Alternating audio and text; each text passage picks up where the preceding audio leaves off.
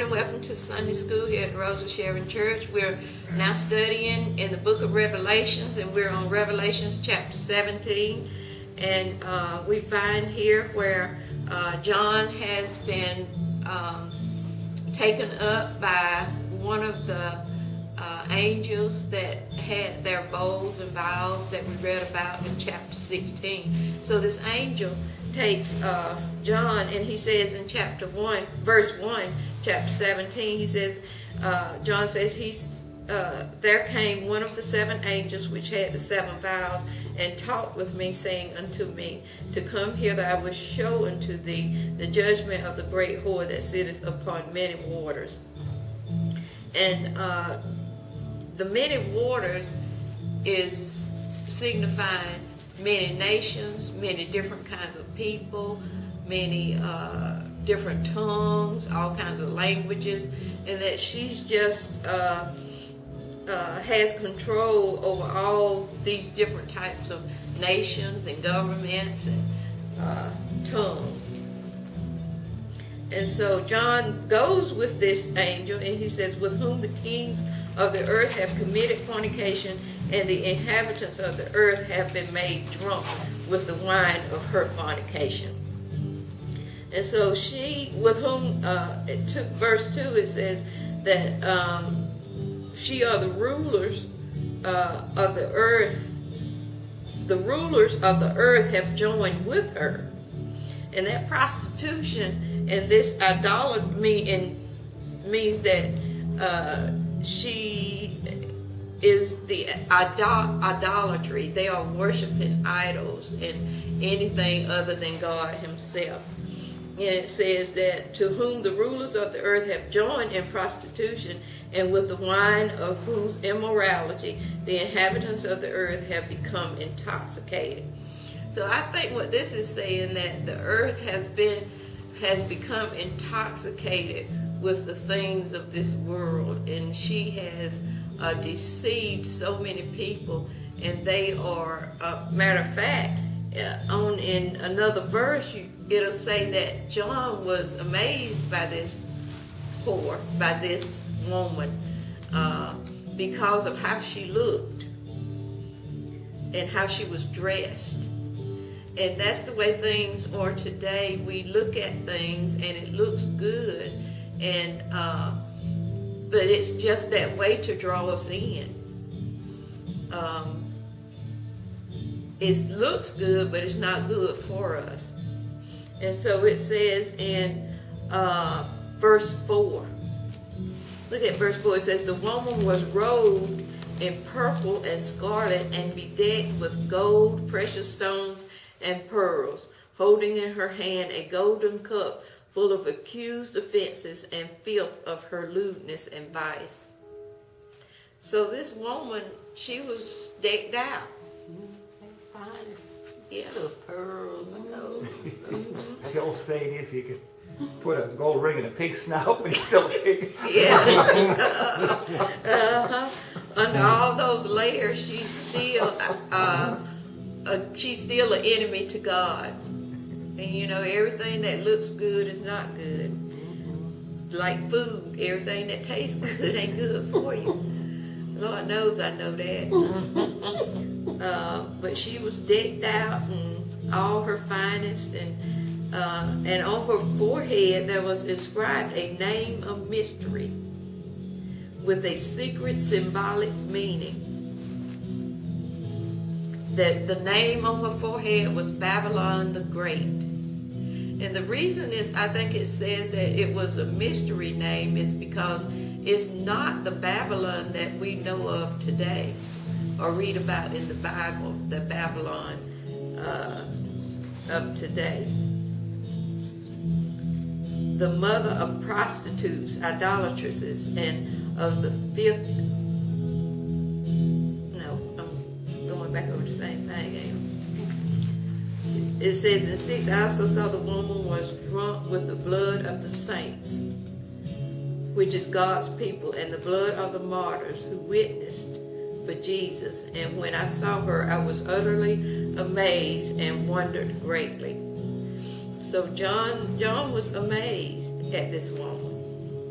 But it says this woman was drunk with the blood of the saints of Jesus, which means that she had done a lot of killing and a lot of damage in the body of Christ. But the blood of the saints is going to be avenged. But John says she was drunk, which means to me, when you're drunk, you done had too much of whatever you're drinking. She was on, the woman's drunkenness shows her pleasing pleasure in her evil accomplishments and her false feelings of triumph over the church. So she was drunk from pride and happiness. Yeah, she was, I guess she was like feeling like she had accomplished something, that she was victorious. She felt like she was victorious in the way that she had treated the saints of Jesus. Because she had caused their death. Probably thought she was winning. Yeah. Well, I think this mystery of Babylon, it represents all the religious systems from Nimrod and Tower of Babel, all the religious systems throughout the ages that are not worshiping the true God, but are worshiping themselves and worshiping idols and images, and all these systems throughout the ages martyred the true church, the true believers. So you have a whole history from the beginning, creation, on through till today, and all that is hundreds of millions of Christians that have been martyred through the false religious systems in this world. And when it's a false system, it will persecute the church. It will persecute the Christians. It will come after you in every generation and every culture. History is just filled with it throughout the ages. And so this woman is representative of that system, the world religious systems that persecute the believers and are still today persecuting at 175,000 a year martyred last year, and an average about 175,000 a year right now. But that's going to increase as we get closer to the time of Christ's return and the tribulation period. That number is going to increase, and I believe it will also come to America also this coming. You can kind of see the handwriting on the wall and things going on. And I don't know if you saw in the news this morning, a basketball team high school was Tebowing. They just kneel down to pray. So and they won the game. So what happened? The other team got in the parking lot and beat them up. Yeah, that was in the news this morning. Yeah.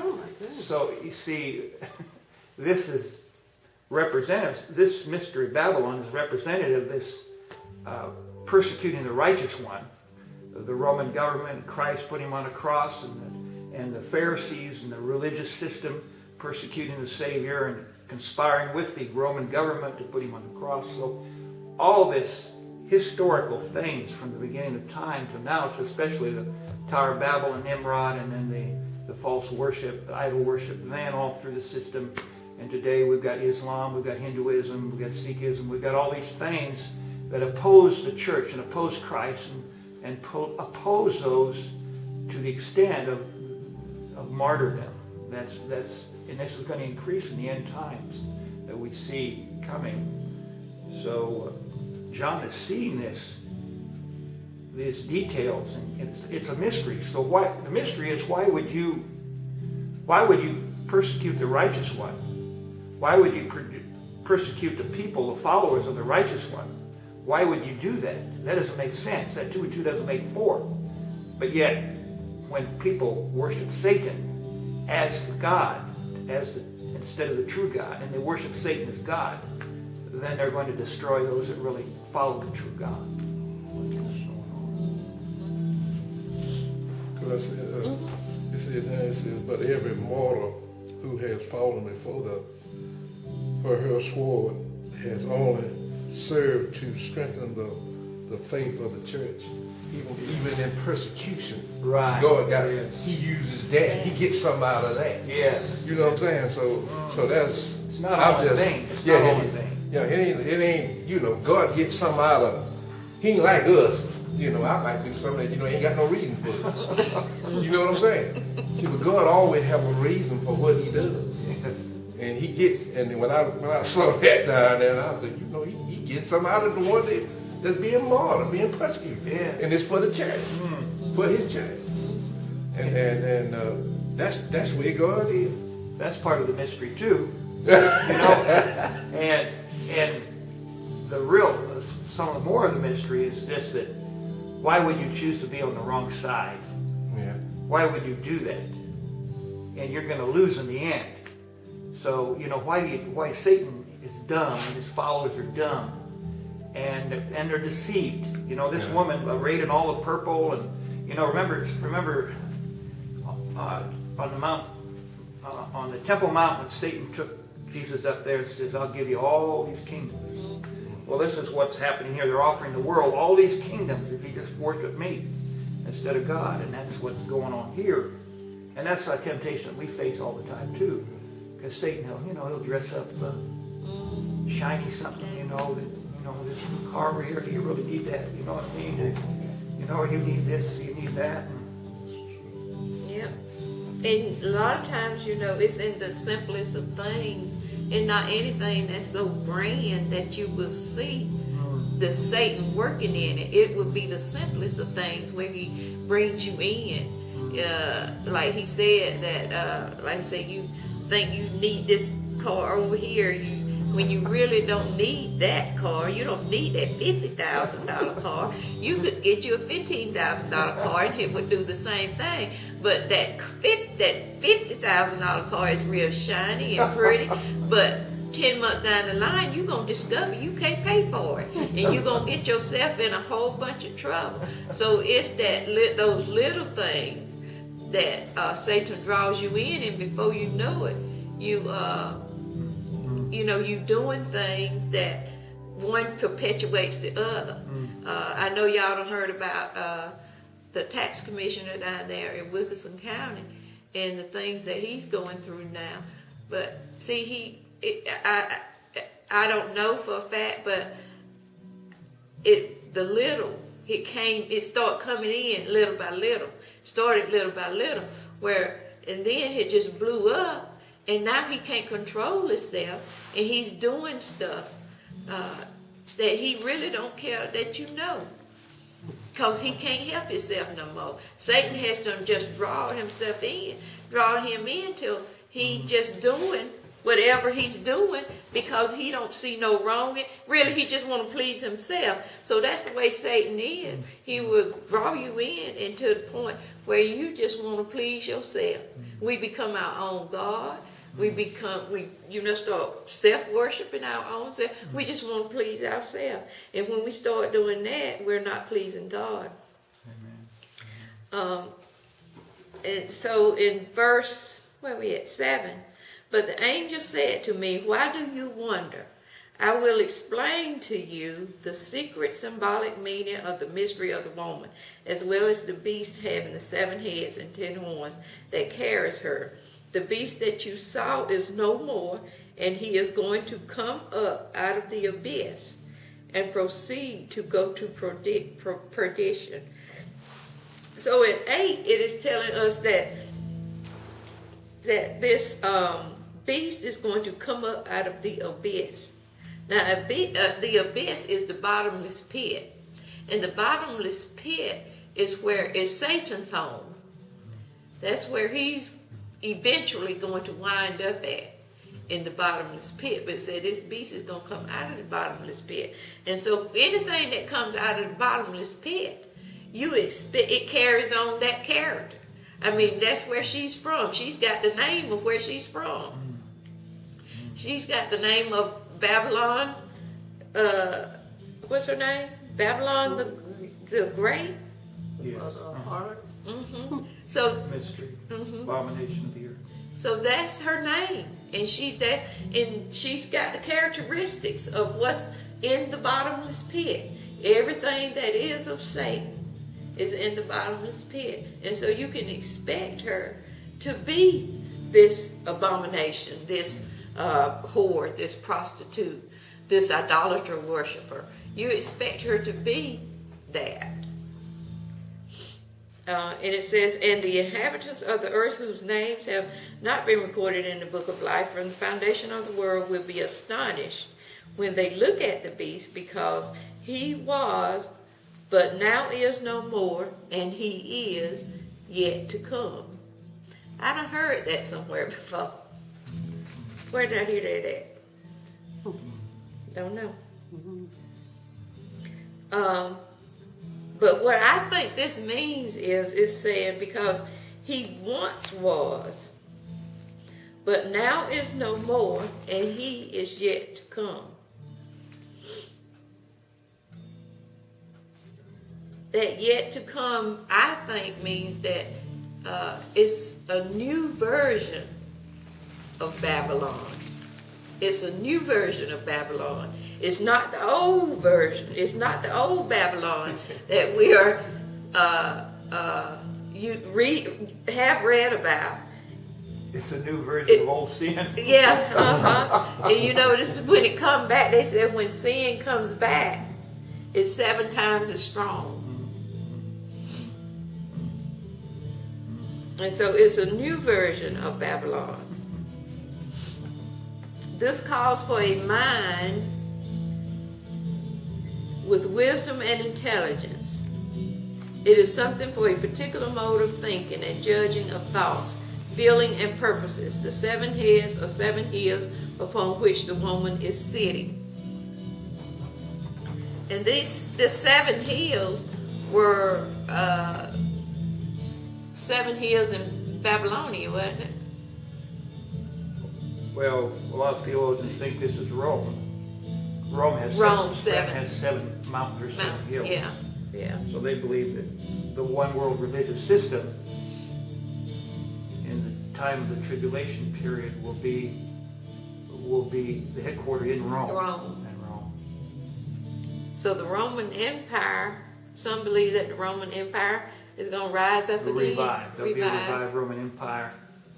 And right now, it doesn't look like it right now, because you've got 10 nations right now, and the 10 horns, and they believe it's 10 nations, and that's back in Daniel too. That's prophesied, the 10 horns. Remember Daniel 7.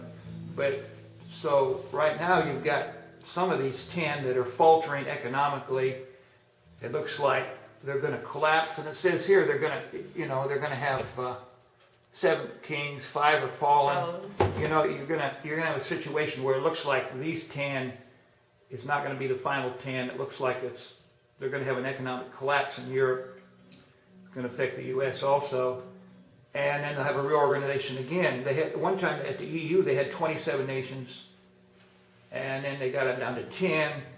And now it looks like that's faltering. That might not hold together, and they come apart, and there'll be a reformation. But eventually we'll get to that final group who will give allegiance to the beast, who will give allegiance and the political and economic support of the religious ruler from Rome. That's going to come into play and eventually be finalized in that final grouping, either just before the tribulation or right during the tribulation, during the early part of the tribulation period. Isn't it also some believe that the one world religion would be Catholicism? Well, somehow this one world system is going to integrate all these different groups into one system. And I believe the Christians will be gone, or at least the true believers won't have any part of this. But they'll merge Islam and Hinduism, and all these. They'll merge it into one system, one world system, and that day's coming. Did I see on the news, was it this weekend, where the currency of, was it France, or it just dropped drastically? Oh, yeah, right. Yes, right. The economic. Yeah. See, we're coming up. We're going to have, even probably this year, we're probably going to have a collapse of the European system, the Eurozone. It's going to collapse. They're going to have one nation go down, and then you're going to have another one, and there's 3 of them that are teetering right now. Italy, France, Spain, Portugal, there's 4 that are just teetering, you know, and America is in the same issue now because our GNP is equal to our debt. So we're teetering, they're teetering. If they go down, that may pull us down. 20% of all our products sold are to Europe, the Eurozone. So it's gonna have a worldwide impact. So all these things are coming, and it's all part of the scenario that's setting up what we're reading about here that's coming to pass soon. So that tie in with that mark of that beast, will they take that? Well, when the world goes into complete economic chaos, I mean total collapse, the economies of the world, then this one world guy is going to rise up, and he's going to offer the solution to all this. At the same time, you're going to have a one world religious coming up, and also offering, you know, this. It's going to look appeasing to the world. So they're going to follow this guy, all the nations. They're going to follow, not only follow him, they'll worship him as God. You know, the Antichrist of the beast. So all these things are, actually, this scenario is really playing out quickly. It really is. That one world order is going to look easier to people. Right, it's going to look like the solution to all things. Yeah. Just like that man said on the Bible teaches me within this moment. That's why his subject was about how important time is. And what you can do in time, and once it's gone, you can't get it back. So he said, and like in everything, what I got out of it quick, like is you got choices there, even with time. See, you know, he said you can do nothing, and he said, you know, they're gonna equal out too. He said either you can do something as time go on. And he said the older you get, the more precious time get to you. That's right. You can kind of see that though, cause when you're young, It becomes valuable, more valuable. Yeah. See, when you're young, you're foolish. Yeah. You're real foolish. You don't value time. You don't value time. It's just what I can do. And so We waste a lot of it. yeah, we waste a lot of it. So he was saying, he was speaking on that this moment about time, how valuable time is supposed to be to the Christian. Especially when we see the Revelation right before our eyes, as we see it going on in the political and economic and religious system of the world, we can see that this is all, the rapture of the church is not far off. Okay, verse 13, it says, these have one mind and shall give their power and strength unto the beast. So it's saying all these kingdoms of the world will give their strength and their power to the beast. And God is going to suffer for this to be. It's not that he's not in control. But you know that God sometimes will harden your heart like he did Pharaoh. He hardened Pharaoh's heart and caused Pharaoh to deny letting the people go for so long. And so it's not that God is not in control, but God is got a purpose behind this. And so he's allowing all these kingdoms of the world to give their power to the beast. And there's going to be a war. And but they think, like in 14 it said, these shall make war with the Lamb, and the Lamb shall overcome them. For he is Lord of lords and Kings of kings. And they that are with him are called and chosen and faithful. See, he's going to allow these kingdoms to give their power to the beast. And the beast is kind of like, who was it? Gilead. The one that had 6,000 men, and God said, you got too many. Gideon. Gideon, you got too many. God wanted to show him that what he can do with just the 300 men. So God here is going to show them what he can do when they got all this power. They got all this power, all these other kingdoms and stuff. They are powerful. But God gonna still let them know that I am the creator. I am the Lord of lords. I am the King of kings. Yeah. No matter how much power you got, you ain't got as much as I got. Because I got all power in my hand. So he's going to let them, allow them to give that power to that beast. And you know, Satan himself is a created being. Right? He's a created being, Lucifer. So even Satan's existence itself was due to God's creation. Uh-huh. You know, so why you would not honor the one that created you and made you is just, it's madness. It's beyond comprehension. That's part of the mystery too. You know, why would the one that created Satan, Lucifer, why would he reject the one that gave him life and gave him existence and try to fight and destroy God's existence? It's really, that's part of the mystery also. It's just awesome how, and you know, some people have that same mentality, that they are their own, that they can do. They don't need the guidance and the help of God in their life. And a lot of young people are like that, that they live vicariously, that they don't need nobody else. They don't, a lot of them live like they don't need the guidance of their parents, less more God. Yeah. And so, They think they got time. that's right. There go that time issue again. Oh. But then, like Brother Jim say, when things are playing out all around you, all the young people that are dying, you ought to see that time is not your friend. Time is not promised to you. So when you can see all these things playing out around you, you need to do something different. You need to start preparing. Then too, real quick, like, sometimes when going through, sometimes you have to be mighty careful to see that it looks like sometimes God is not in control. That's what it look like sometimes. It seems like, that's what I said now. I didn't say he wasn't, but it seems like, and that's dangerous. You see. And to God allow things to happen like you say. God, like we said, God always have a purpose, but God will let you just go right on down. Well, you know, Satan is controlling a lot of people. Yeah. Oh yeah. That's the issue.